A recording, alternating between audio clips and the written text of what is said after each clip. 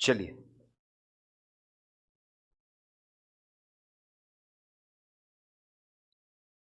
आगे बढ़ते हैं, कंपनी ऑडिट को खत्म करते हैं इसको और देखते हैं इसके बाद में चैप्टर्स ही देखते खत्म कर कोशिश करते हैं चैप्टर्स खत्म करने की। कैजुअल वैकेंसी देखने के बाद 33 नंबर का क्वेश्चन है। 33 नंबर का क्वेश्चन है मल्टीपल रेजिग्नेशंस। मल्टीपल रेजिग्नेशंस का इसमें क्या होता है, ठीक है।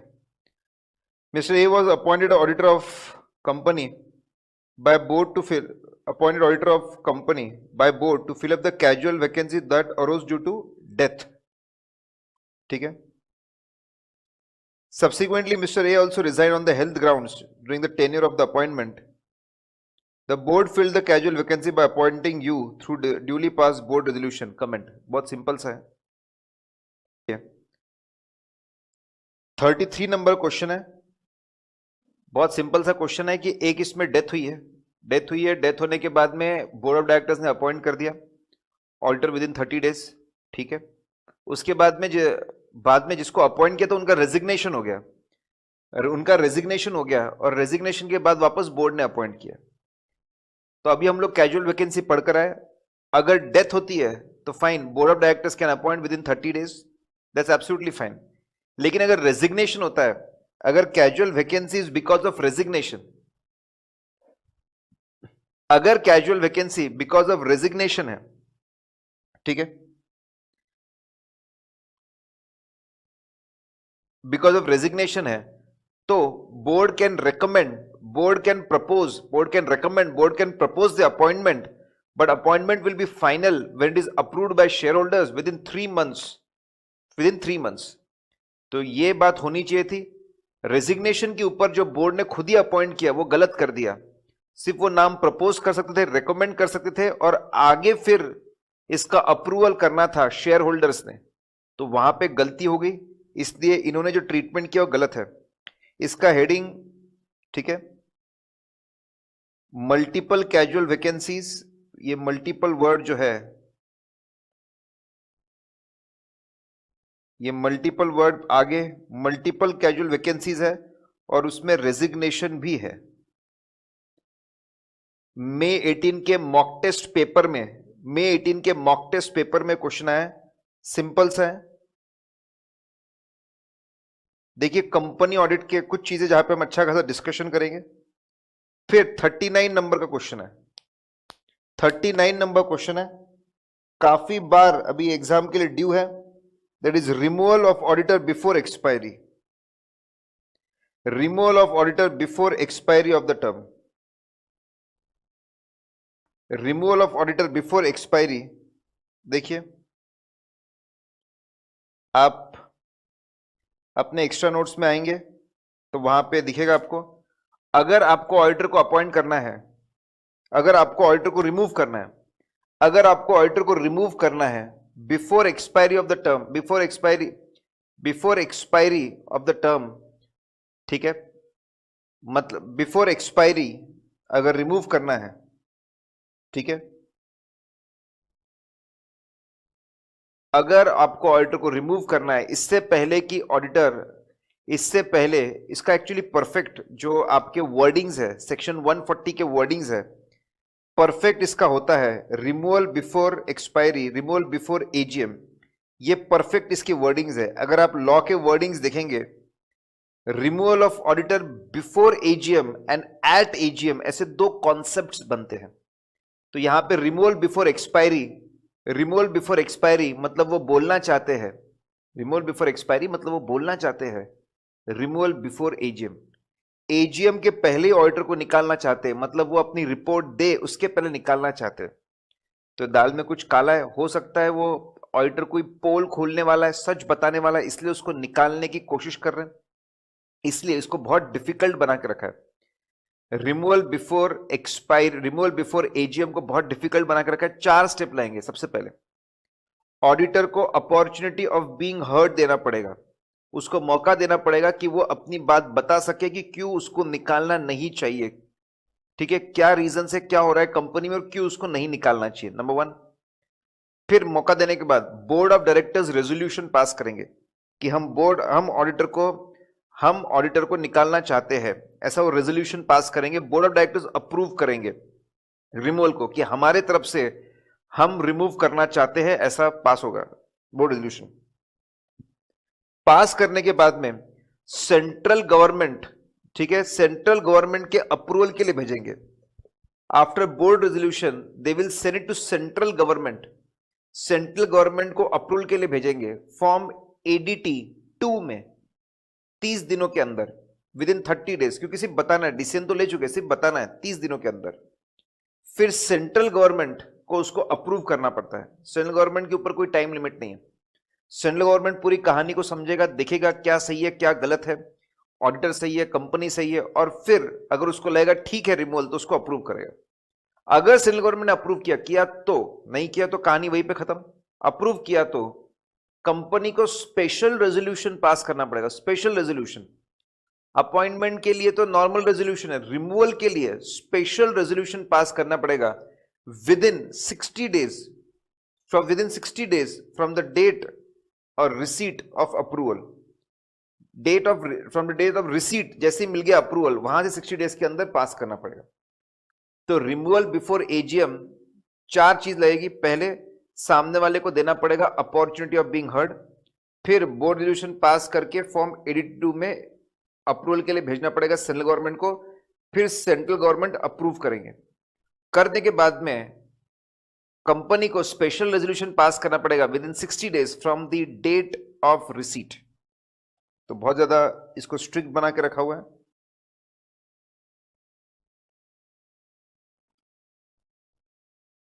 लिखा भी है, रेफर एक्स्ट्रा नोट्स, वहां पे बराबर आपको एक कॉन्सेप्ट नंबर भी मिलेगा, उसका चार्ट दिया हुआ है। क्या बेसिक डिफरेंस है, क्या बेसिक डिफरेंस है removal, what is the basic difference of removal before AGM and after AGM? Before AGM और आफ्टर AGM में बेसिक डिफरेंस क्या है? रिमूवल बिफोर AGM मतलब, ठीक है, auditor is not getting opportunity to express his opinion, to say what he wants to say. It's a very serious thing कि auditor को अपने मन की बात बोलने का मौका नहीं दिया जा रहा है। It's a very very serious thing, ठीक है। ऑडिटर को हो सकता है बहुत सारे फ्रॉड्स के बारे में, बहुत सारे प्रॉब्लम्स के बारे में कंपनी के पता हो जो वो डिस्क्लोज करने वाला था। इसलिए ऐसे केस में, क्योंकि वो इतनी सीरियस चीज है, इसलिए सेंट्रल गवर्नमेंट का प्रायर अप्रूवल जरूरी है। रिमूवल बिफोर AGM में सेंट्रल गवर्नमेंट का प्रायर अप्रूवल जरूरी है। नाउ AGM पे, जब AGM पे ऑडिटर का रिमूवल होता है, मतलब उसको रीअपॉइंट नहीं किया जा रहा है। AGM पे रिमूवल होता है मतलब उसको रीअपॉइंट नहीं किया जा रहा है, अगला साल वो ऑडिट नहीं करेगा, ऐसा बोला जा रहा है। ये इतनी सीरियस बात नहीं है, कंपैरेटिवली इतनी सीरियस बात नहीं है। ऑडिटर अपनी मन की बात बोल चुका है, जो बोलना था सब कुछ बोल चुका है, बस अब उसको अगला साल कंटिन्यू नहीं करना देना चाहते, ठीक है, ऐसा है। इसमें सेंट्रल गवर्नमेंट के अप्रूवल की जरूरत नहीं है। रिमूवल बिफोर AGM में सेंट्रल गवर्नमेंट का अप्रूवल लगता, एट AGM में अप्रूवल नहीं लगता। यही सबसे बड़ा डिफरेंस है, यही सबसे बड़ा डिफरेंस है दोनों के बीच में। सेंट्रल गवर्नमेंट का अप्रूवल, बाकी चीजें आपको सोचने की जरूरत नहीं है। सेंट्रल गवर्नमेंट का जो अप्रूवल है that is the biggest thing, ठीक है। ये हम लोगों ने देखा, that is the biggest thing. ये सबसे बड़ा डिफरेंस है रिमूवल बिफोर AGM और एट AGM में। नाउ 45 नंबर क्वेश्चन है, 45 नंबर क्वेश्चन है। May 19 RTP, November 19 mock test paper. इसमें बंदे ने रिजाइन किया, लेकिन रिजाइन करने के बाद में सेक्शन 140 बोलता है रिजाइन करिए, लेकिन रिजाइन करने के बाद आपको रीजंस बताने पड़ते हैं, आपको रीजंस बताने पड़ते हैं, ठीक है। फॉर्म ADT 3 में आपको रीजंस बताने पड़ते हैं, कंपनी को रीजंस बताने पड़ते हैं कि क्यों रिजाइन किया, ROC को बताना पड़ता है, अगर गवर्नमेंट कंपनी CAG को बताना पड़ता है क्या रीजंस, और बहुत जरूरी बात है। आप इतनी बड़ी जिम्मेदारी को छोड़ के जा रहे हैं, उनको पता होना चाहिए कि रीजंस क्या है, सच्चे रीजंस क्या है, ताकि उसके बेसिस पे वो आगे के स्टेप्स ले सके, आगे के कदम उठा सके। That's very important. अगर आप ये रीजंस नहीं बताएंगे, ठीक है, तो नॉन कंप्लायंस ऑफ लॉ है और आपको पनिश किया जाएगा। पनिशमेंट्स के बारे में, ठीक है, आइए आप वापस आपके जो एक्स्ट्रा नोट्स है, एक्स्ट्रा नोट्स पे आइए। रेजिग्नेशन अगर होता है, ठीक है, फाइन, कभी भी आप रिजाइन कर सकते हो। 83 में 30 दिनों के अंदर कंपनी को बताना है, आरओसी को बताना है, सीएजी को बताना है। पेनाल्टी कितनी है? 50,000 और remuneration which ever is lower. इसमें उसका रेमुनरेशन दिया था 30,000 का, उसका रेमुनरेशन है 30,000 का, उसका रेमुनरेशन ऐसा दिया था 30,000, मतलब रेमुनरेशन और 50,000, विच एवर इज लोअर वो लगेगा सब, ठीक है, तो विच एवर इज लोअर लगेगा। और एक चीज, 500 रुपीज पर डे की पेनाल्टी और लगेगी, फर्दर पेनाल्टी। ये तो मिनिमम पेनाल्टी तो लगेगी, मिनिमम पेनाल्टी लगने के बाद और पेनाल्टी लगेगी 500 rupees per day after the first day of non compliance continuous. लेकिन ये जो 500 जमा हो के जो 500 जमा हो रहा है, ये 500 जो जमा हो रहा है, ये जमा हो के 5 लाख के ऊपर नहीं जाना चाहिए। It should not go beyond 5 lakhs। तो इसके अंदर यहां पे, ठीक है, इसलिए लिखा है रेफर नोट्स, यहां पे 500 पॉइंट ऑफ ₹500 पर डे, ये इंस्टीट्यूट के आंसर्स हैं, ठीक है, हम लोग बेहतर कर सकते हैं, इंस्टीट्यूट के आंसर्स है, इंस्टीट्यूट के आंसर्स में गड़बड़ है, तो यहां पे लिखना है कि और एडिशनल 500 रुपए, लेकिन जो बड़ा बड़ा कर जो, लेकिन सिर्फ 500 रुपए पर डे की जो है उसकी लिमिट है 5, मिनिमम तो लग ही जाएगा। रेमुनरेशन और 50,000 विच इज लोअर, 30,000 तो मिनिमम लग जाएगा। लगने के बाद 500 रुपए की नई पेनाल्टी शुरू होगी, फर्दर पेनाल्टी शुरू होगी, जो 5 लाख रुपए तक जा सकती है, उसका ख्याल रखना है,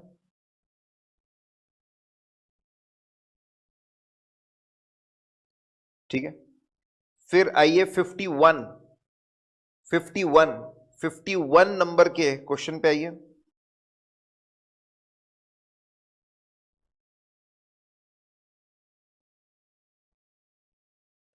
रेफर नोट्स फॉर शॉर्टकट।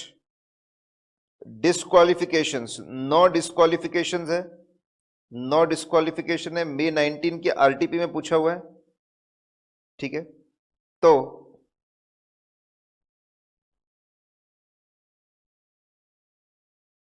डिस्क्वालिफिकेशंस, अब डिस्क्वालिफिकेशन कब चेक करने पड़ते हैं? From the date of appointment and after the date of appointment. Date of appointment के दिन अगर कोई बंदा डिस्क्वालिफाइड है तो it will be void ab initio, उसको, उस अपॉइंटमेंट को वॉइड एब इनिशियो ऐसा बोल दिया जाएगा, it will be void ab initio. और उसके बाद कोई बंदा, मतलब अपॉइंटमेंट हुआ ही नहीं ऐसा मान लेते हैं, उसके बाद कोई बंदा डिस्क्वालीफाई होता है तो automatic removal from the post of auditor ऐसा हो जाता है, ठीक है। अभी डिस्क्वालिफिकेशन सेक्शन 141 सबसेक्शन 3 में डिस्क्वालिफिकेशन है, in big props there is a challenge hence chance of failure. Big props, आप जानते हैं डांस करते तो प्रॉप्स होते, डांस करते तो प्रॉप्स होते, प्रॉप्स होते हैं जिसकी मदद से प्रॉप्स होते हैं जिसकी मदद से डांस किया जाता है। In big props there is a challenge hence chance of failure, ठीक है। Let's see, B stand for business relation, B stand for business relation, बहुत ही simple sir. In big prop there is challenge hence chance of failure.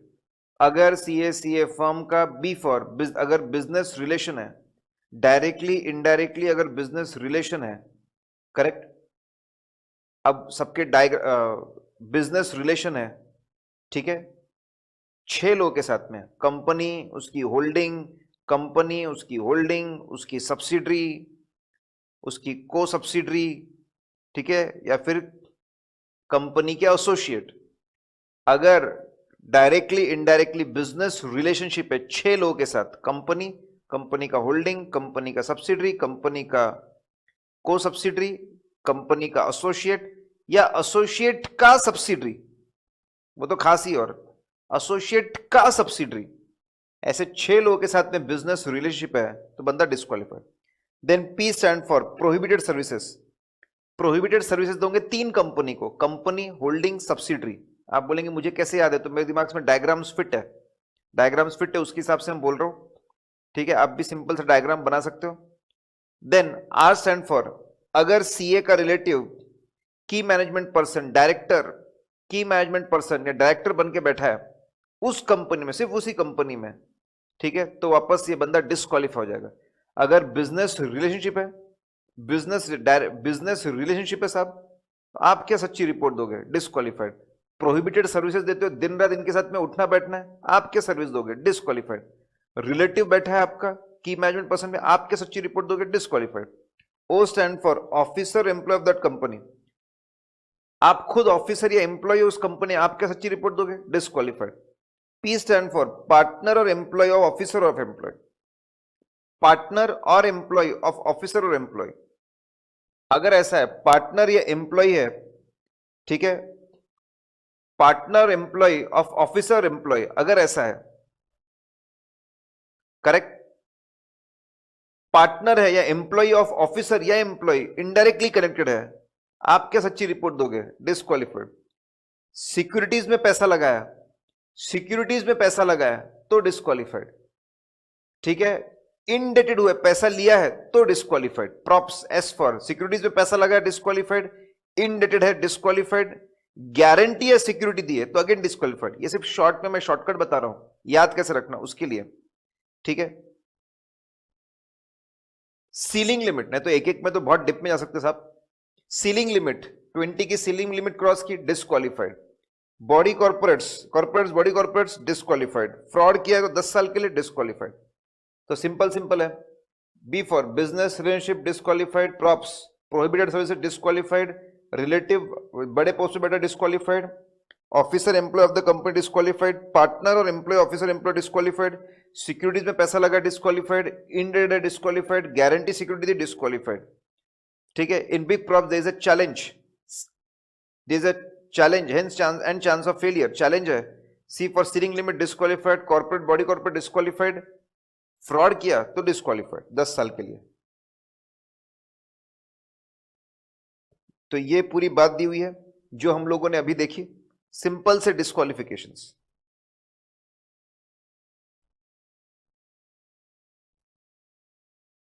Security, अगर CA अगर CA अगर CA या उसका partner या उसका रिलेटिव, सीए खुद या उसका पार्टनर या रिलेटिव अगर कोई भी सिक्योरिटी में पैसा डालता है तो डिस्क्वालीफाई हो जाएगा। सिर्फ एक एग्जेम्पशन है, रिलेटिव को एग्जेम्पशन है, रिलेटिव को एग्जेम्पशन है 1 लाख रुपए फेस वैल्यू का, 1 लाख रुपए फेस वैल्यू का एग्जेम्पशन है। और कितनी कंपनीज इन्वॉल्व है, 5 कंपनी, उसकी होल्डिंग, उसकी सब्सिडरी, कंपनी, उसकी होल्डिंग, उसकी सब्सिडरी, को सब्सिडरी और एसोसिएट, ऐसे 5 लोग इन्वॉल्व है। अगर पांचों में से किसी भी कंपनी के शेयर्स खरीदे सीए ने, उसके रिश्तेदार या फिर उसके पार्टनर ने, किसी ने भी शेयर्स खरीदे तो डिस्क्वालीफाई हो जाएगा। सिर्फ एक को एग्जेम्पशन है, रिलेटिव को, रिलेटिव्स को एग्जेम्पशन है साहब। अब यहां पे केसेस दिए हुए सिंपल से, पहला केस दिया हुआ है, ठीक है, पहला केस दिया हुआ है, पार्टनर को 100 रुपए के शेयर दे दिए, पार्टनर को 100 शेयर दे दिए। अरे एक शेयर दिया तो भी डिस्क्वालीफाइड, एक शेयर दिया तो भी डिस्क्वालीफाइड, 100 शेयर दे दिए disqualified, auditor will get disqualified. 100 share दिए हैं सब्सिडरी के, अरे 5 कंपनीज कर, कंपनी के शेयर्स मिले डिस्क्वालिफाइड, होल्डिंग के शेयर डिस्क्वालिफाइड, सब्सिडरी के शेयर डिस्क्वालिफाइड, को सब्सिडरी के डिस्क्वालिफाइड, एसोसिएट के डिस्क्वालिफाइड, सब्सिडरी के भी शेयर्स मिले होंगे डिस्क्वालिफाइड। फेस वैल्यू 900 रुपए, 900 रुपए, अरे 1 रुपया भी, 1 रुपए के भी, अगर 1 रुपए का भी शेयर अगर दिया सीए या उसके पार्टनर को, 1 रुपए का भी शेयर दिया डिस्क्वालिफाइड। एग्जेम्पशन सिर्फ रिलेटिव्स को है, ध्यान देखना, सिर्फ रिलेटिव्स को है। बात बताइए, वो रिलेटिव के पास में, रिलेटिव के पास में शेयर्स है, 55 नंबर क्वेश्चन है, रिलेटिव के पास में शेयर है। शेयर किसके पास साहब? रिलेटिव के पास में। लेट्स सी, रिलेटिव के पास में शेयर है, उसके बारे में डिस्कस करते हैं। रिलेटिव के पास में शेयर है, face value 1,01,000, exemption disqualified, 1 lakh तक की लिमिट थी, 1 लाख तक की लिमिट थी, उसके ऊपर गए डिस्क्वालिफाइड। रिलेटिव के पास में 25,000 शेयर है 10 रुपए वाले, मतलब फेस वैल्यू कितनी होगी? 2.5 लाख, 2.5 लाख। सिर्फ नंबर ऑफ शेयर्स पे मत चले जाना, घबराहट पे नंबर ऑफ शेयर पे चले जाएंगे, ठीक है। 25,000 शेयर्स है 10 रुपए के, मतलब 2.5 लाख, ठीक है, 2.5 लाख डिस्क्वालिफाइड वापस। मार्केट वैल्यू 90,000 है, मार्केट वैल्यू से कोई लेना देना नहीं है, मार्केट वैल्यू कम हो ज्यादा उससे कोई फर्क नहीं पड़ता, फेस वैल्यू देखना है हमको।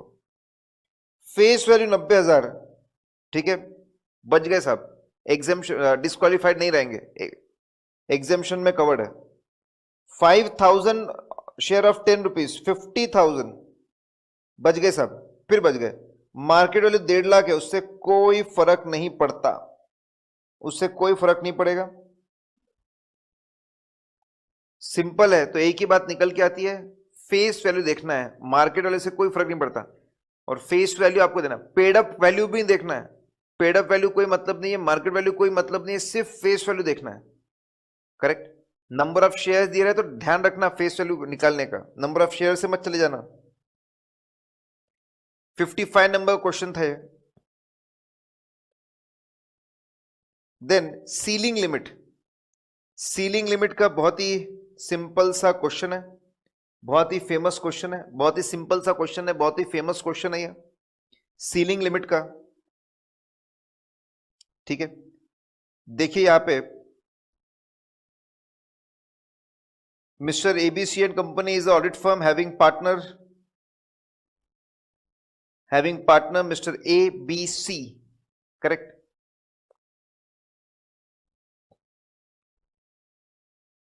एक फर्म है जिसमें 3 पार्टनर्स हैं,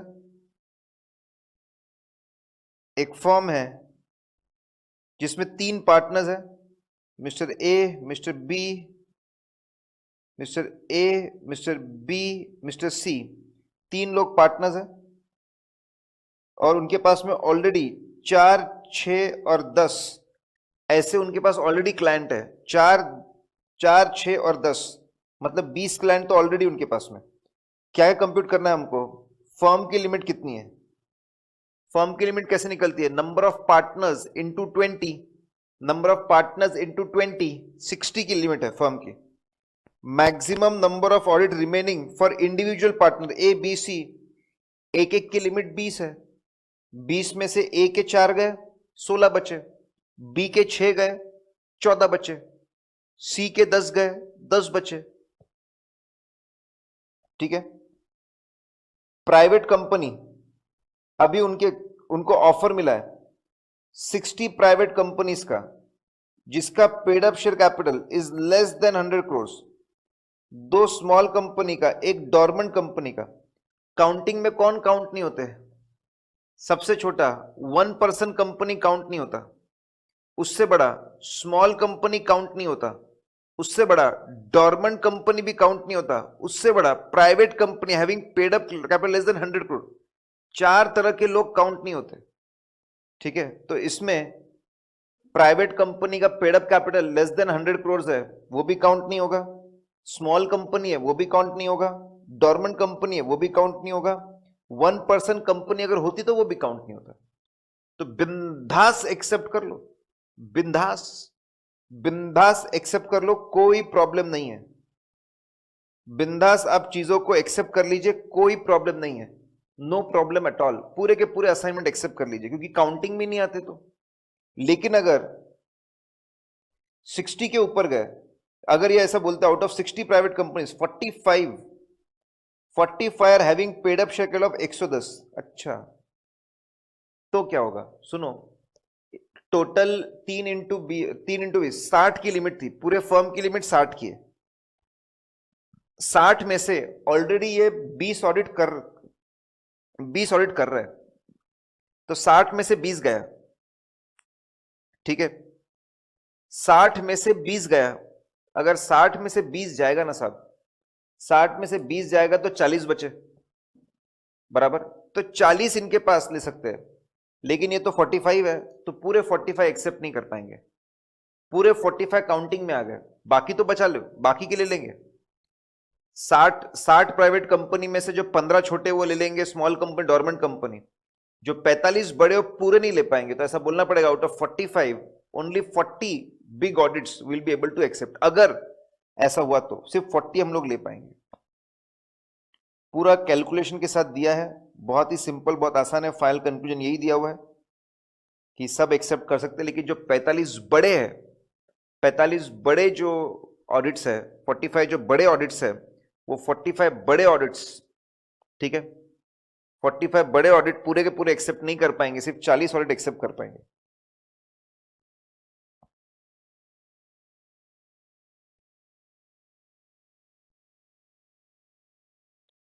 इनडेटेडनेस की लिमिट, अच्छा एक बात बता दूं मैं, अभी हम लोगों ने रिलेटिव्स को एग्जेम्पशन है 1 लाख रुपए का, रिलेटिव्स को एग्जेम्पशन है 1 लाख रुपए का, ठीक है, और सबको इनडेटेडनेस का, सबको सीए सीए उसके पार्टनर रिलेटिव सबको एग्जेम्पशन है 5 लाख रुपए का। शेयर्स का एग्जेम्पशन सिर्फ रिलेटिव को है, और 5 लाख का इनडेटेडनेस का एग्जेम्पशन सबको है। ये जो लिमिट है ये पर पर्सन है क्या? टोटल लिमिट है, टोटल लिमिट। सारे रिलेटिव्स मिलाकर 1 लाख के ऊपर नहीं जाना चाहिए, सारे रिलेटिव, सारी कंपनी सब मिलाकर शेयर्स 1 लाख के ऊपर नहीं जाने चाहिए। इनडेटेडनेस, सबका इनडेटेडनेस मिलाकर 5 लाख रुपए के ऊपर नहीं जाना चाहिए। ये टोटल लिमिट्स है, इस बात का ख्याल रखना, दीज आर टोटल लिमिट्स, ठीक है। क्या लिखा है? 5,100,000 के गुड्स खरीदे, क्रेडिट है साहब, क्रेडिट मिला है, ठीक है, क्रेडिट मिला है, क्रेडिट पीरियड है। सीए ने शॉपिंग की है, ऑडिटर ने शॉपिंग की है, और उसको क्रेडिट पीरियड, सबको मिलता है क्रेडिट पीरियड। वर्ड यूज है इनडेटेडनेस, जिस दिन तुम क्रेडिट पे शॉपिंग करोगे उस दिन तुम्हारे ऊपर फाइनेंशियल ऑब्लिगेशन आ जाएगा, उस दिन तुम डेट में आ जाओगे, you will get immediately disqualified. Law में ओवरड्यू वर्ड नहीं है कि ड्यू डेट के बाद डिस्क्वालीफाई होंगे, जिस दिन से ऑब्लिगेशन आया उस दिन से डिस्क्वालीफाई हो जाओगे। तो इसका मतलब ऑडिटर्स क्रेडिट पीरियड का फायदा नहीं उठा पाएंगे, मतलब क्रेडिट पीरियड का फायदा उठाएंगे 5 लाख के ऊपर गया तो डिस्क्वालीफाई हो जाएंगे। तो in short let's freeze. Disqualification case में क्रेडिट पीरियड से कोई फर्क नहीं पड़ता, जिस दिन परचेस करोगे उस दिन सर के ऊपर इनडेटेडनेस आ जाता है।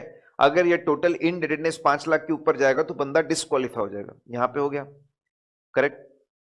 क्रेडिट पीरियड इनडेटेडनेस से बचा नहीं सकता।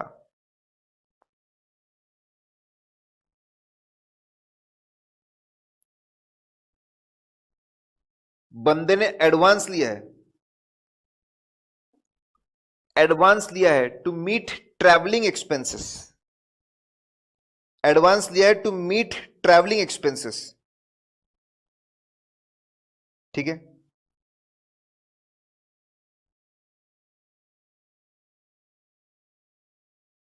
नाउ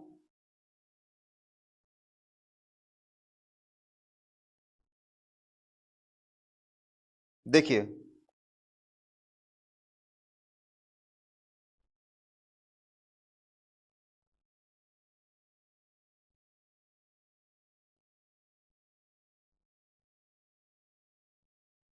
अगर ट्रैवलिंग एक्सपेंस के तो क्या होगा?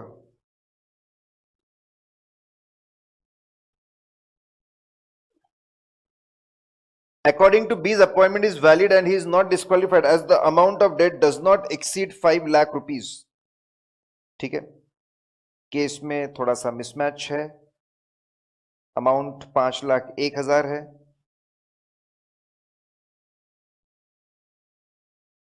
ध्यान देंगे,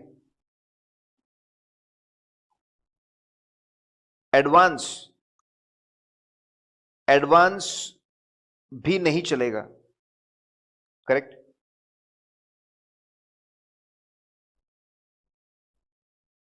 यहां पे सेकंड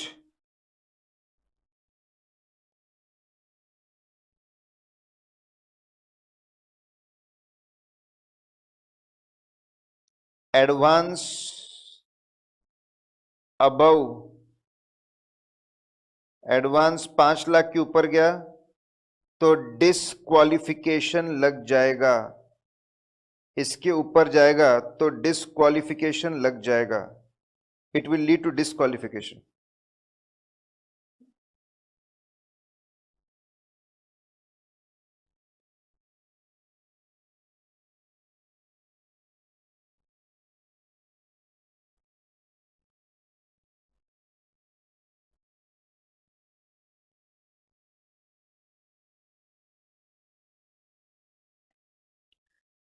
ठीक है, तो 5 लाख के ऊपर एडवांस है, डिसक्वालिफाइड. अगर आपको फीस लेनी भी है तो प्रोग्रेसिव बेसिस पे लीजिए. एडवांस अगर 5 लाख के ऊपर जाएगा, 5 लाख के ऊपर जाएगा तो डिसक्वालिफाइड. आंसर बराबर फ्रेम नहीं है, कुछ फ्रेमिंग में गड़बड़ है. 5 लाख के ऊपर जाएगा तो it will be definitely disqualified. ठीक है, advance even if travelling expense के लिए एडवांस है, एडवांस लिया ना, डिसक्वालिफाइड. लेना ही है पैसे तो लो, फीस लो प्रोग्रेसिव बेसिस पे. जैसे जैसे पैसे लगते हैं, लग जाते हैं, फिर आप ले सकते हैं. एडवांस नहीं ले सकते. 7 लाख का लोन लिया, 5 लाख के ऊपर गया, अगेन डिसक्वालिफाइड. ठीक है, सब्सिडरी को ओ करते हैं. अरे भैया, पांचों कंपनी में से किसी को भी ओ किया, डिसक्वालिफाइड. Again disqualified. तो यहां पे एडवांस में ध्यान रखना, एडवांस लोगे तो भी डिस्क्वालीफाई ही होंगे. लेने ही है पैसे तो प्रोग्रेसिव बेसिस, मतलब जैसे से काम खत्म हो रहा है वैसे से फीस दे सकते हैं. Prohibited services, prohibited services, prohibited services दोगे तो वापस डिस्क्वालीफाई हो जाते हैं. प्रोहिबिटेड सर्विसेज में कौन कौन आता है देखिए, एक्स्ट्रा नोट्स पे आइए, वहां पे आपको मिलेगा. Prohibited services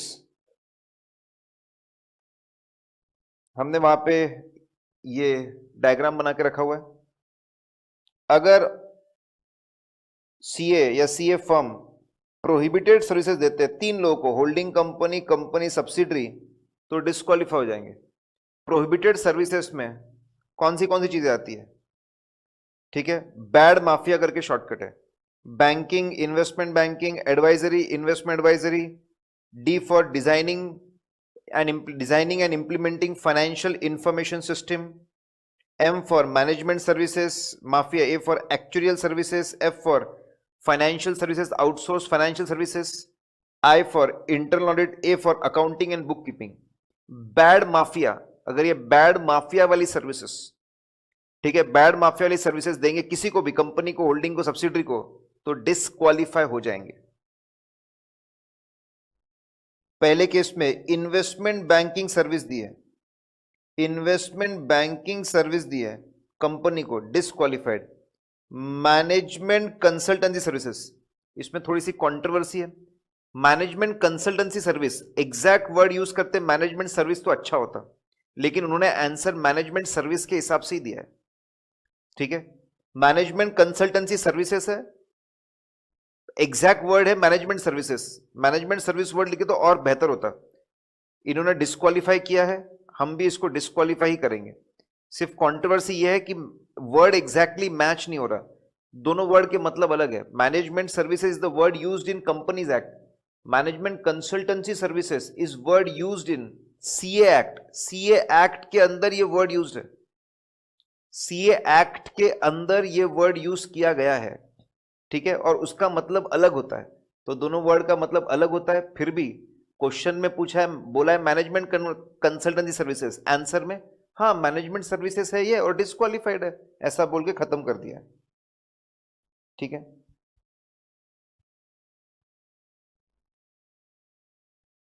now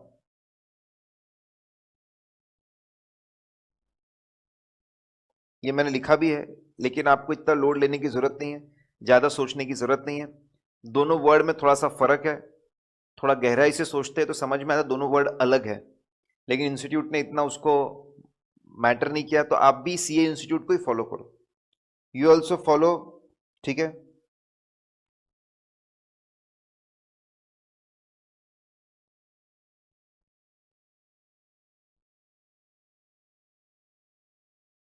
CA institute को ही फॉलो, वहां पे आप फॉलो ICAI,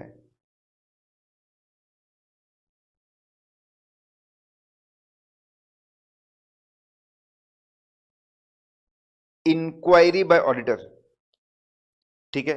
लेट्स सी, अब ऑडिट रिपोर्ट में क्या लिखना, ऑडिट रिपोर्ट में क्या लिखना, वो ड्यूटीज होती है, वो ड्यूटीज होती है, वो हम देखते हैं उसको एक कहानी के थ्रू, कहानी के थ्रू हम लोग याद करेंगे,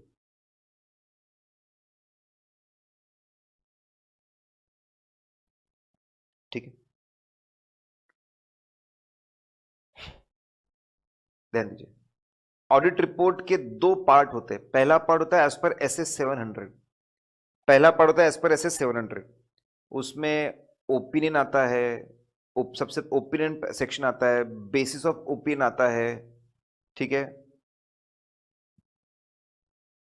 गोइंग कंसर्न आता है, की ऑडिट मैटर आता है, management responsibility, auditor responsibility, EMP OMP सारी चीजें आती है।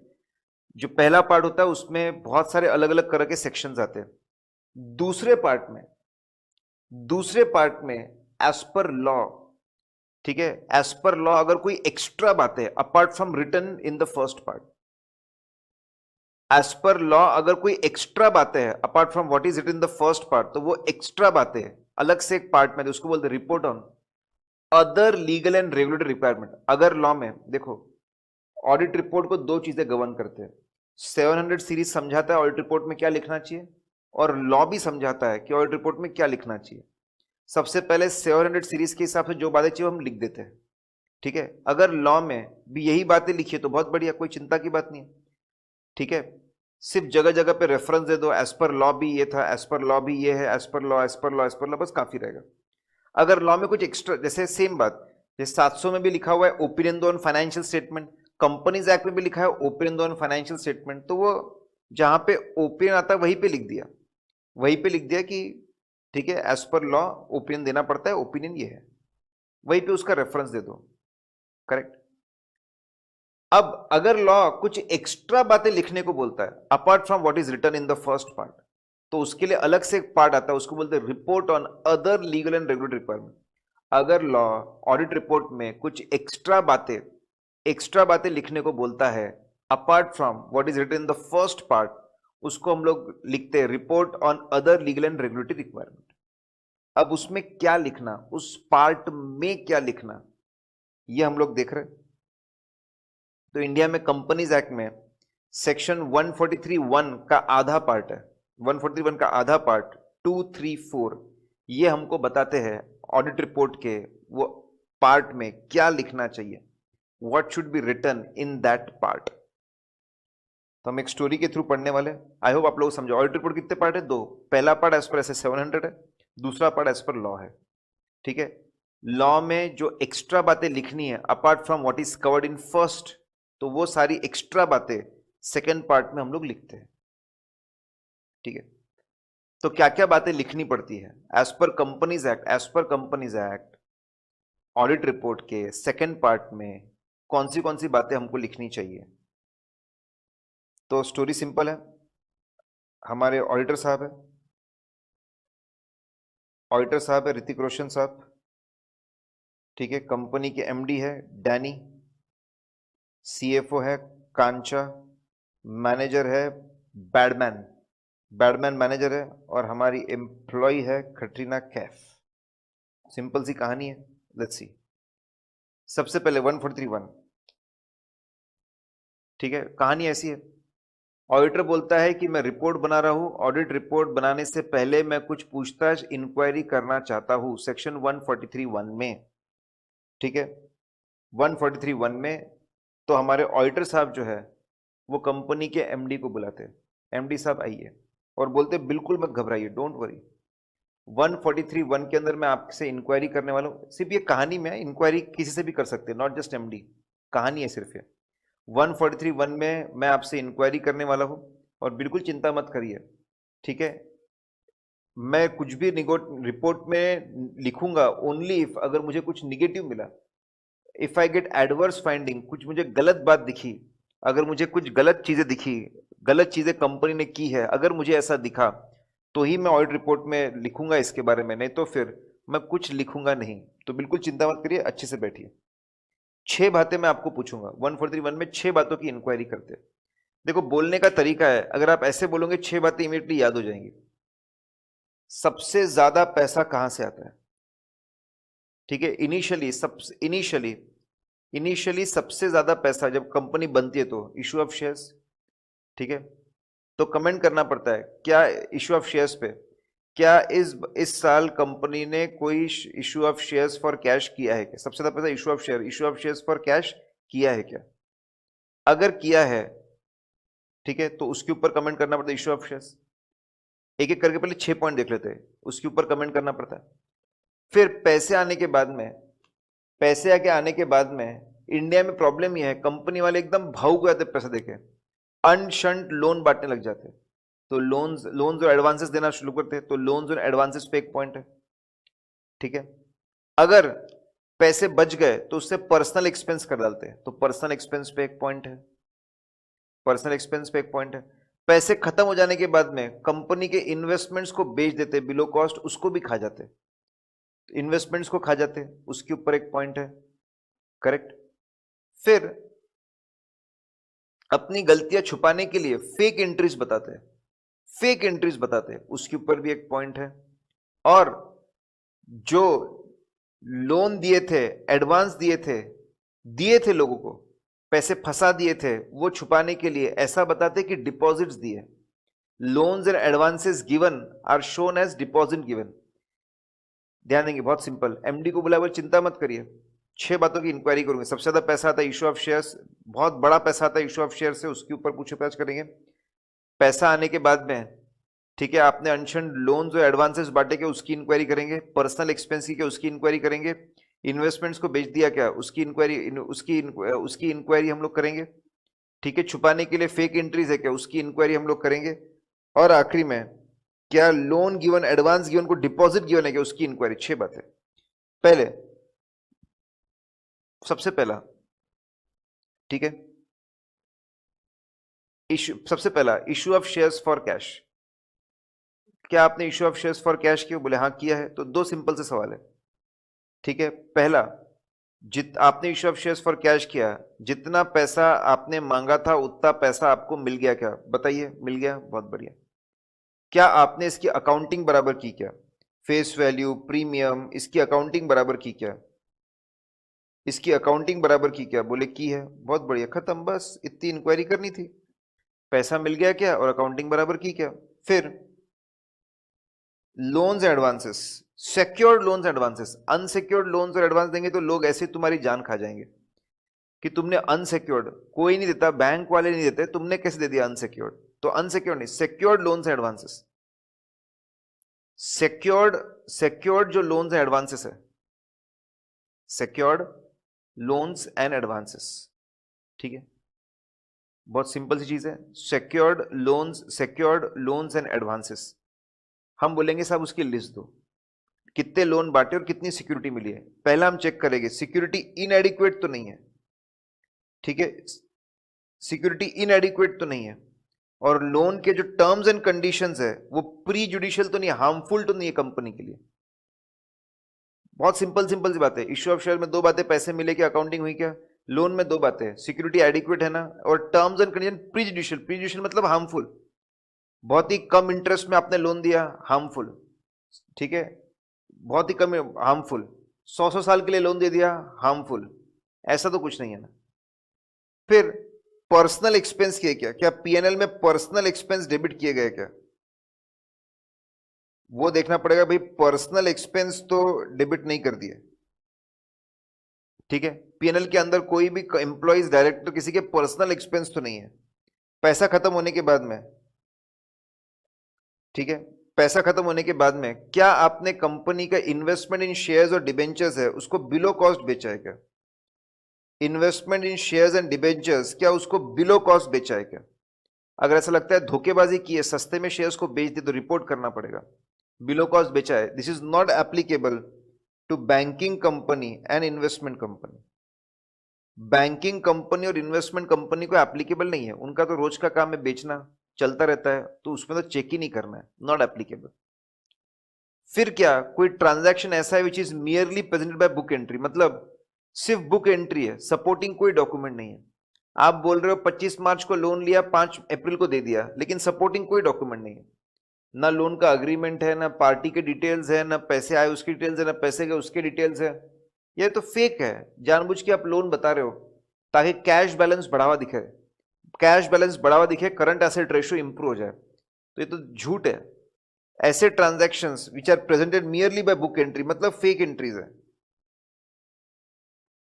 Merely by book entry fake entries है, ठीक है। दे आर प्रेजुडिशियल, रिपोर्ट करना पड़ेगा, फेक एंट्रीज है बुक्स के अंदर। और आखिरी में whether loan given are shown as advance, loan given, loan advance given is shown as deposit given. Loan देना एडवांस देना पाप है साहब, लोन देना एडवांस देना बिल्कुल पाप है,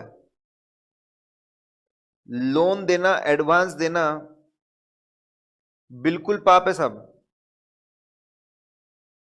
लोग पकड़ पकड़ के मारेंगे अगर ऐसा दिखा कि लोन दिया एडवांस दिया, इसलिए अपनी गलतियों को छुपाने के लिए उसको क्या दिखाते, पुण्य, डिपॉजिट। डिपॉजिट पुण्य है, क्यों, क्योंकि पैसे कभी भी वापस मांग सकते हैं, लोन में पैसे कभी भी वापस नहीं मांग सकते, एडवांस में पैसे नहीं, गुड्स आएंगे आपके पास।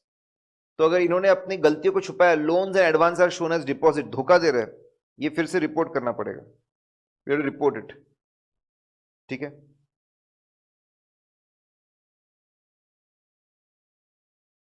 देखिए सिंपल सी कहानी है, सेक्शन 143(1) के लिए, ठीक है। एमडी को बुलाया, डैनी को बुलाया, एमडी को बुलाया, डैनी को बुलाया और इंक्वायरी की, 6 बातों में इंक्वायरी की है, निगेटिव मिला तो ही रिपोर्टिंग करने, तो रिपोर्ट करने की जरूरत नहीं है। फिर 143(2) में हमारे ऋतिक रोशन साहब बोलते हैं मैं बनाऊंगा ऑडिट रिपोर्ट, मैंने इंक्वायरी कर ली, अब मैं रिपोर्ट बनाऊंगा एज पर सेक्शन 143(2), मैं रिपोर्ट बनाऊंगा, I will make report for the members of the company whether financial statements give all the information as required by Companies Act and whether it gives true and fair view। क्या company सबसे पहले law के हिसाब से पूरी जानकारी दे रहा है ना, and whether it gives true and fair view. 143(1) में इंक्वायरी करेंगे, निगेटिव मिला तो ही रिपोर्टिंग करेंगे, नहीं तो करने की जरूरत नहीं है। 143(2) में ऑडिट रिपोर्ट बनाने की जिम्मेदारी है। 143(3) क्या बातें लिखेंगे, कहानी को आगे बढ़ाते हैं, बहुत सिंपल। देखो 143(1) में एमडी को बुलाया, इंक्वायरी करके खत्म किया, 6 पॉइंट हो गए। फिर 143(2) में बोला मैं रिपोर्ट बनाऊंगा, अब रिपोर्ट बनाते वक्त एक एक करके बंदे को बुला रहे। रिपोर्ट में क्या बातें लिखनी पड़ेगी, रिपोर्ट में क्या बातें लिखनी पड़ेगी, पहले सीएफओ को बुलाया, वो हाँ तुम क्या लेके आए थे, क्या लेके जाओगे, वो हाथ में फाइनेंशियल स्टेटमेंट लेके आता, क्या लेके आता वो फाइनेंशियल, वो अपने हाथ में फाइनेंशियल स्टेटमेंट लेके आता है, ठीक है। सिंपल सी सीएफओ से पूछते हैं बता सबसे बेसिक प्रिंसिपल्स कौन से लगते, बेसिक प्रिंसिपल्स क्या होते हैं जो फाइनेंशियल स्टेटमेंट्स को बनाने के लिए लगते हैं, वो बोले अकाउंटिंग स्टैंडर्ड। तो पहला सवाल अकाउंटिंग स्टैंडर्ड पे पूछते, सबसे बेसिक प्रिंसिपल्स फॉलो किए क्या, बोले हाँ अकाउंटिंग स्टैंडर्ड्स फॉलो किए। प्रूव करके बता, अगर प्रूव कर दिया चेकलिस्ट वगैरह सब अकाउंटिंग स्टैंडर्ड फॉलो किए तो बोलेंगे yes financial statement are as per accounting standard, नहीं तो it is not as per accounting standard. Comment करना कंपलसरी है। इंक्वायरी में कैसा था, निगेटिव मिला तो रिपोर्ट करना, यहां पे ऐसा नहीं है, कमेंट करना मैंडेटरी है, यहां पे कमेंट करना ही पड़ेगा, मस्ट। तो कांचा आया, उसको बोला सबसे बेसिक प्रिंसिपल्स कौन से होते हैं, अकाउंटिंग स्टैंडर्ड, प्रूव करके बता फॉलो किए क्या, प्रूव किया हाँ तो हाँ कमेंट कर देंगे, ना तो ना कमेंट कर देंगे। ठीक है। अब उसने प्रूव किया, बोले बहुत बढ़िया। फिर उसको बोला ये बुक्स ऑफ अकाउंट्स बनते किस, ये आपके फाइनेंशियल में बनते किससे, बोले बुक्स ऑफ अकाउंट्स। तो बोले एक काम करो, बुक्स लेके आओ, दोनों को अग्री करो, मैच करके बताओ कि data in books of accounts and data in financial statement match होता है क्या। अग्री करते हैं क्या, करके बताओ। अग्री करके बता, बहुत बढ़िया, हाँ तो हाँ लिखेंगे, ना तो ना लिखेंगे। अब बुक्स तू लेके आया तो प्रूव करके बता बुक्स प्रॉपर है क्या। बुक्स प्रॉपर होते हैं अगर अक्रूवल बेसिस पे है, डबल एंट्री है, ट्रू एंड फेयर हो, ठीक है। अगर ऐसा है तो प्रॉपर होते हैं। तो बोले प्रॉपर बुक्स है क्या, उस पर हम लोग कमेंट करेंगे whether books are proper, proper books है, ठीक है। अब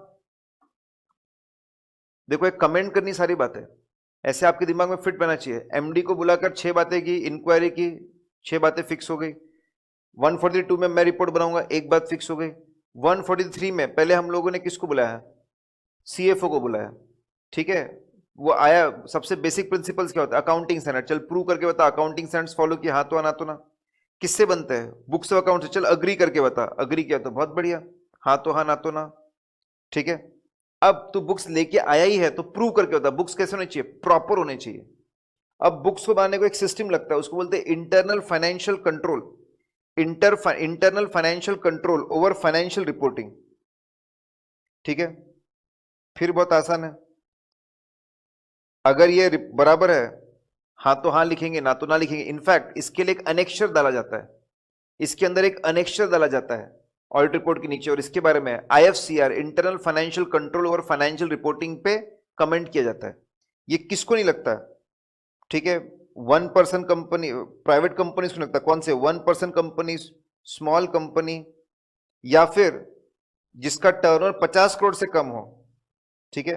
एंड पहले और हुआ करता, एंड बोरोइंग्स 25 करोड़ से कम है, आधी लिमिट कर दी। बोरोइंग 25 करोड़ से कम है और टर्नओवर 50 करोड़ से कम है, आधा आधा 177 से कंपेयर करोगे तो। Are you getting this point. I understand कि ये बहुत सारी बातें, लेकिन अगर ये कहानी के थ्रू याद रखने की कोशिश करोगे तो कंपैरेटिवली बहुत आसान रहेगा। जितना लिमिटेड टाइम हमारे पास है उसमें हम लोग आज कंपनी ऑडिट खत्म करना है, हो ही जाएगा वैसे, कंपनी ऑडिट खत्म हो जाएगा, वो तो हमको खत्म करना ही करना पड़ेगा। हमने 700 सीरीज सोचा था, हुआ नहीं, कोई बात नहीं, कल देखते हैं, कल हमारे चैप्टर्स भी हो जाएंगे, 700 सीरीज भी हो जाएगा। Let's see, will see tomorrow. Now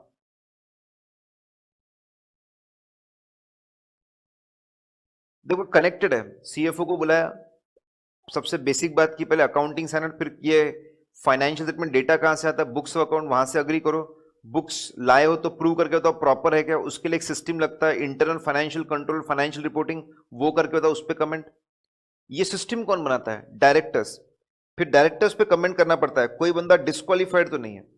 directors disqualify होता है अगर उनके रहते हुए किसी भी कंपनी में, जहां पर भी वो थे, कंटिन्यूस 3 सालों के लिए फाइनेंशियल स्टेटमेंट या एनुअल रिटर्न फाइल नहीं हुआ, या फिर डिबेंचर शेयर होल्डर्स के, या फिर डिपॉजिट डिबेंचर, उसका इंटरेस्ट, शेयर होल्डर का डिविडेंड 1 साल या ज्यादा उससे पे नहीं हुआ, ऐसे अगर दोनों में से कोई भी प्रॉब्लम होता है, दोनों में से अगर कोई भी प्रॉब्लम होता है, तो यार तुम्हारे रहते हुए इतने बड़े बड़े गड़बड़ हो रहे हैं, तो बंदा डिस्क्वालीफाई होता है 5 सालों के लिए, disqualified for appointment for 5 years.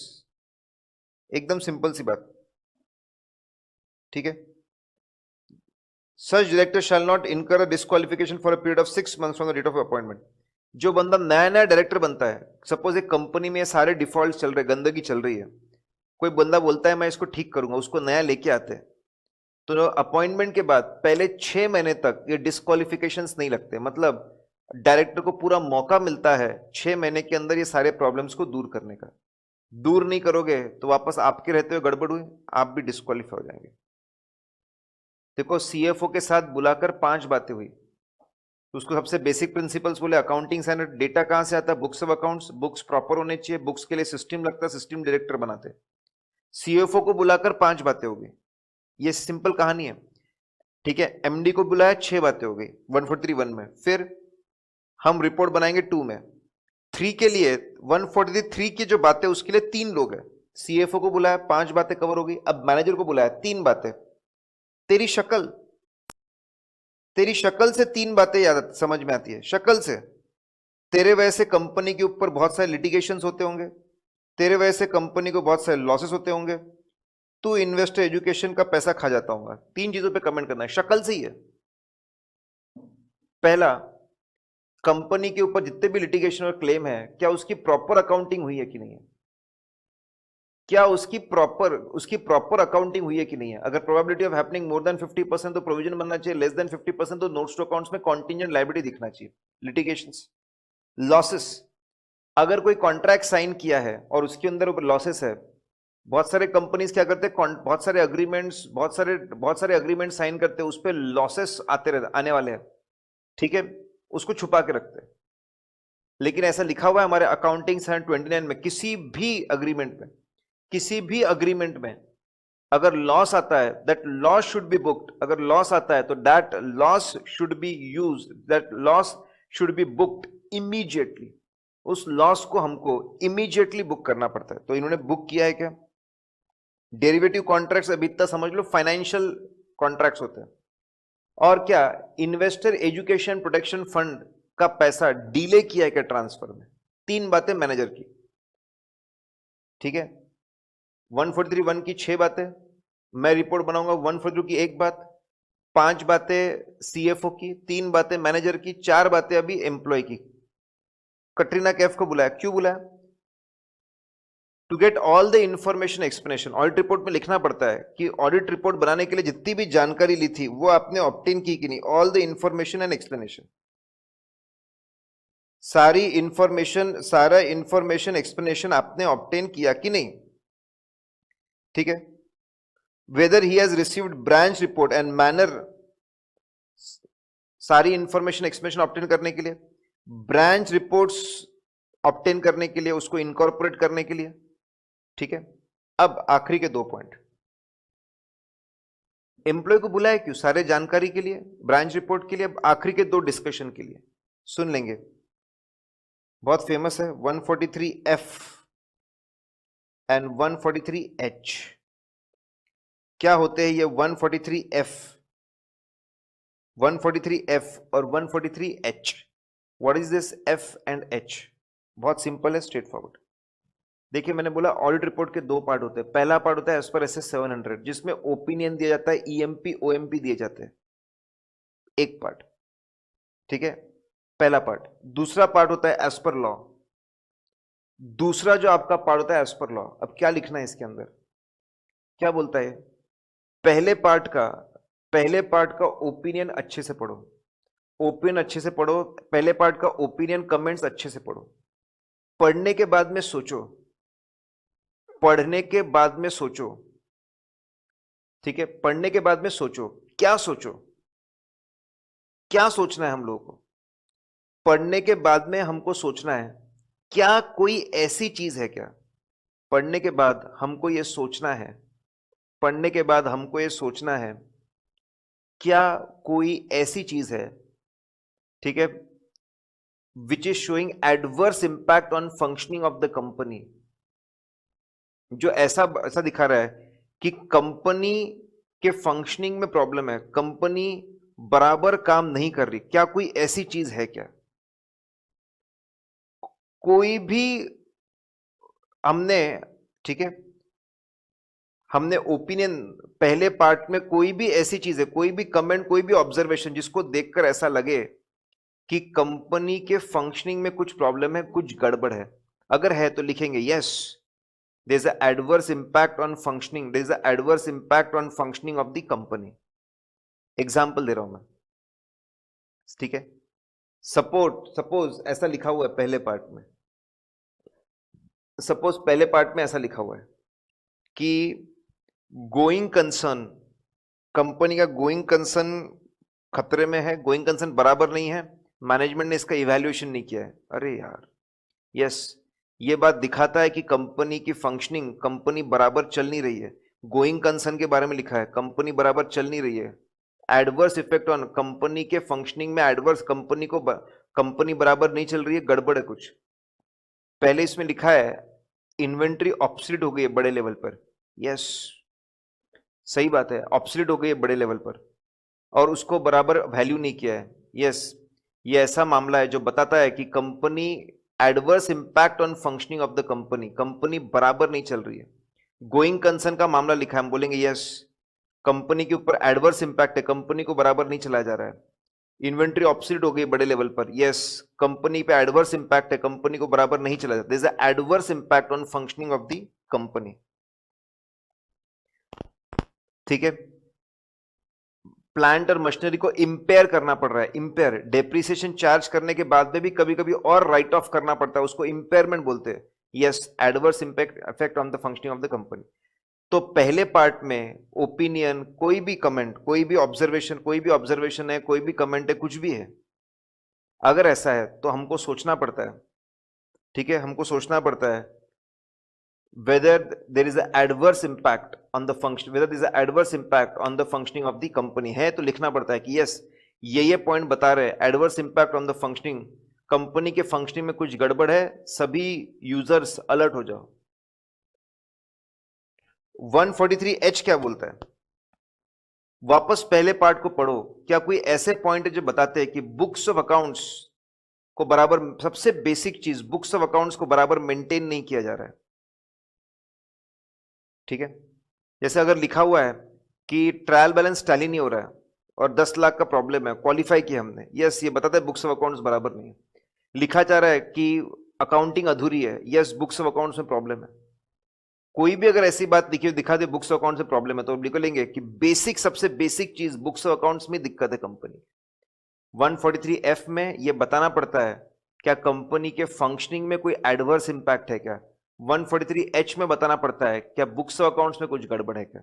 तो पहले पार्ट को पढ़ो, ओपिनियन को पढ़ो, कमेंट्स को पढ़ो, इससे रिलेटेड कोई बात है तो लिखो यस एडवर्स इंपैक्ट है, यस बुक्स ऑफ अकाउंट्स को बराबर मेंटेन नहीं किया है। ठीक है, खत्म हो गया 143। 143 के अगर पॉइंट्स आपको याद रखने हैं, ठीक है, सीएफओ को बुलाया 5 पॉइंट, मैनेजर को बुलाया 3 पॉइंट और आपके एम्प्लॉय को बुलाया 4 पॉइंट। ठीक है, पूरा लंबा चौड़ा आंसर था, वो लंबा चौड़ा पूरा आंसर ये इसमें सारे कवर हो गए, अपने सारी बातें कवर हो गई। 142 रेम्युनरेशन बहुत आसान है।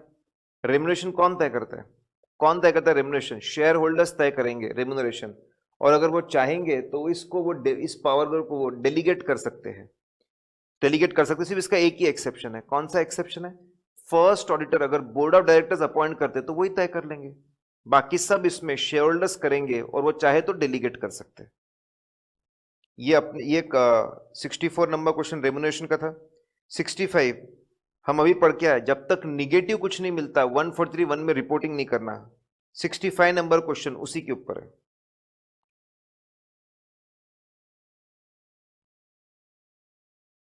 मैटर्स टू बी इनकॉर्पोरेटेड, अभी मैंने आपको शॉर्टकट बताया, अभी मैंने आपको शॉर्टकट बताया, मैटर्स टू बी इनकॉर्पोरेटेड के लिए मैंने आपको कहानी बताई,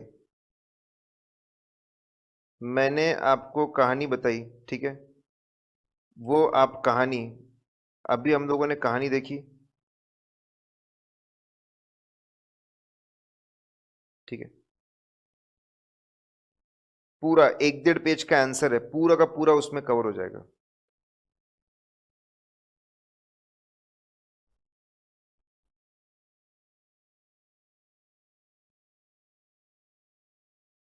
signing audit report 78 number question है। साइनिंग ऑडिट रिपोर्ट कौन साइन करता है, audit report definitely auditor sign करता है। रेम्युनरेशन की बात हमने डिस्कस की, audit report signing. Audit report को ऑथेंटिकेट करने का power, power duty, power right, ठीक है, ड्यूटी भी है पावर भी है, सिर्फ और सिर्फ, ठीक है, सिर्फ और सिर्फ ऑडिटर के पास ही है। सर्टिफिकेट्स, बहुत सारे सर्टिफिकेट्स भी सिर्फ ऑडिटर ही साइन कर सकता है। कंपनीज एक्ट में जगह जगह पे लिखा है, प्रोस्पेक्टस के लिए, जीडीआर के लिए, मैनेजर रेम्युनरेशन के लिए, डोरमेंट कंपनी के लिए, ऑडिटर ही, ऑडिटर ही चीजों को, ऑडिटर ही चीजों को साइन कर सकता है। ठीक है, तो ऑडिट रिपोर्ट साइन करने का पावर ऑडिट रिपोर्ट साइन करने का पावर है, दूसरा सर्टिफिकेट भी यही साइन करते हैं। और ये पहली बात, ये दूसरी बात, और इनके जो क्वालिफिकेशन, ऑब्जर्वेशन, एडवर्स कमेंट्स है फाइनेंशियल मैटर्स के ऊपर, उसको इंपॉर्टेंस दिया जाए, उसको इंपॉर्टेंस दिया जाए। It should be red before the AGM. जितनी भी निगेटिव बातें हैं वो एजीएम में रीड होनी चाहिए और वहां पे अवेलेबल होनी चाहिए इंस्पेक्शन के लिए। तो बहुत सिंपल बातें लिखिए, साइनिंग भी आप करोगे और फिर कुछ निगेटिव लिखोगे तो वो रीड करनी पड़ेगी एजीएम में, and it will be open for inspection also. सबसे खास बात है, तीसरी बात सबसे खास, 78 नंबर का था साहब। 78 नंबर के बाद, ठीक है, रिपोर्ट टू मेंबर्स, ये भी हम लोगों ने कवर कर लिया सेक्शन 143(2). ऑडिटर की जिम्मेदारी है जितने भी फाइनेंशियल स्टेटमेंट एजीएम में पेश होंगे उसके ऊपर रिपोर्ट देना फॉर शेयर होल्डर्स। रिपोर्ट देना जिम्मेदारी है। उसमें बताना क्या फाइनेंशियल स्टेटमेंट के अंदर जितनी भी कंपनीज एक्ट के हिसाब से जो इंफॉर्मेशन चाहिए थी वो बताई क्या, नंबर 1। दूसरा, weather financial statements give true and fair view. ठीक है, ये जिम्मेदारी है 143(2) जो हम लोग पढ़कर आए। ये जिम्मेदारी निभाते वक्त कंपनीज एक्ट की कोई भी रिक्वायरमेंट होगी, कंपनीज एक्ट की रिक्वायरमेंट फुलफिल करो, ऑडिटिंग स्टैंडर्ड्स की रिक्वायरमेंट फुलफिल करो, ऑडिट रिपोर्ट के ऊपर जो भी चीजें, कंपनीज एक्ट, ऑडिटिंग स्टैंडर्ड्स, ठीक है, कोई भी मैटर्स इंक्लूड करने, सारे इंक्लूड करने चाहिए। कंपनी खत्म हुआ सब, कंपनी ऑडिट हमारा खत्म हो गया, कंपनी ऑडिट हमारा खत्म हो गया, ठीक है। और हमारा टाइम खत्म हुआ क्या,